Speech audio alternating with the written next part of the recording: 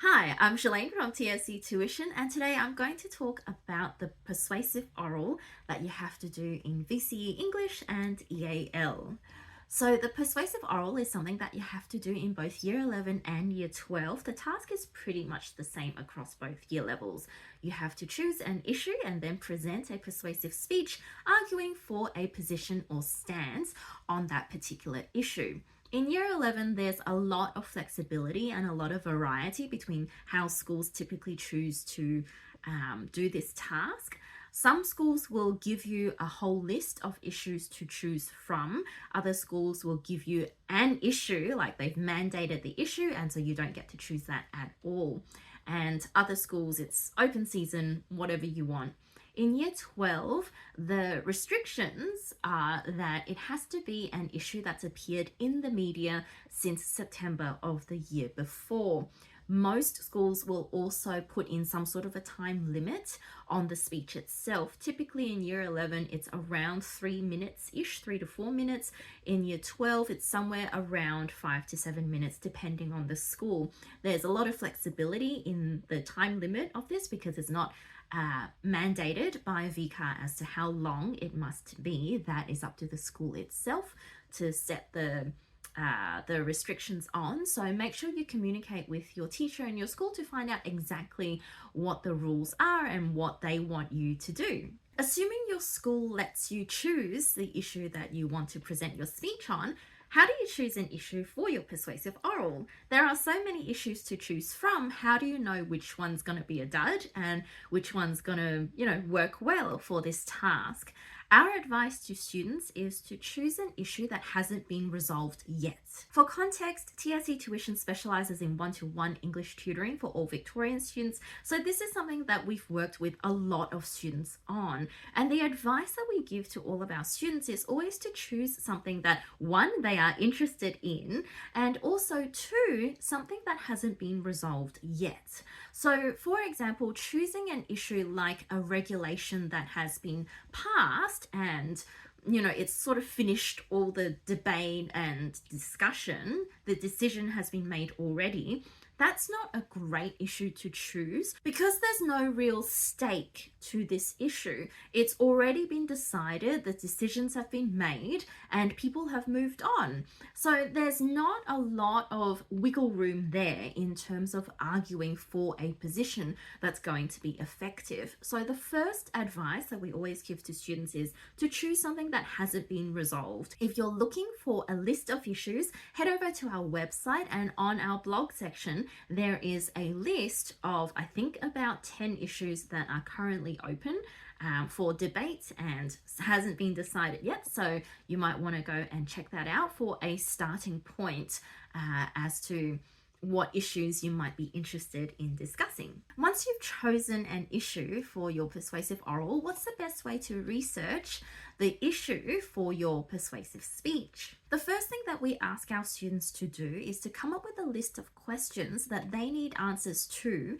in order to choose or settle on a stance or position on the issue. So coming up with a list of questions like who's involved, who gets to make these decisions, what decision needs to be made, who's going to be affected by this, what are the pros and cons of whatever this issue is. And once the student has done a little bit of research and come up with some answers to these questions so that they've got enough information to figure out whether they're for or against it, we then ask them to come up with a list of questions that they need answers to in order to write the speech that argues for that particular position, and then simultaneously also come up with a list of questions that their audience need answers to in order to be persuaded of their position. This list of questions gives you a really good idea as to what you need to find out, because the things that you found out in order to come up with a position or settle on a position is not quite the same as the things you'll need to know, right, in order to write a persuasive speech on that stance. And while the answers that your audience needs to know or the information that your audience needs will have quite a significant overlap with what you need to know in order to write your speech, there will also be things that your audience needs to know that you don't in order for them to be convinced of this position. So having these lists of questions is a really great kickstart to the research process way before you've even started planning out your speech. Another thing that we advise our students to do is every time they read an article or even see a headline on an article that relates to their issue, we ask them to copy and paste the link into a master document, whatever that may be, either that's in Word or Excel or something else. This forms a really great reference point for you as you then go and write the speech, because I guarantee you there will be times when you're writing something and we will ask the student, oh, that's interesting, who said that, can we put in the author here? And they won't be able to find it because they've read so many things and all of them sort of overlap a little bit and they all sound a bit similar that it gets really, really hard to remember where exactly it came from. So having a master document of all of the things that you've read is super helpful later on in the writing stage. Once you've done a little bit of research and you've sort of landed on what position you're going to take in your persuasive speech, how do you come up with a contention or your overall position on this issue? The main thing that we tell students is that you must have a problem and a solution. If your speech is purely about the problem of the issue, then the speech kind of ends up as just a rant, or you end up sort of just whinging about the issue. And I don't know about you, but I don't like being ranted at, and I don't like listening to people whinge about a problem without a solution. So if your speech or your presentation is solely about the problems or the challenges or the struggles of a particular issue, but you don't present any kind of solution to it, then that is a really good opportunity for you to think a little bit more about what solution can you propose that you can then present to your audience and get them on board with. So let's say you've chosen a 4-day school week, for example, as your issue. So maybe the problem that you're presenting is that there's a lot of time wasted and students are disengaged, for example.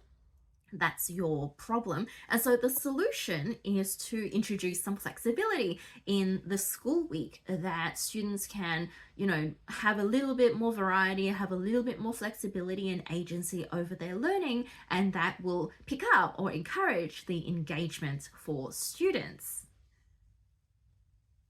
So whatever your issue is, make sure that when you're coming up with your position and writing out your contention, that you have two parts to it, that you have a problem and a solution. And once you've done all of the research, here is the best way to draft your persuasive oral. Before you even start writing full sentences, we need to plan. And when we're planning, we want to break it up into 3 distinct parts. One is your engagement or your hook, your introduction. The second part are your main arguments. And then the third part is your call to action or your conclusion.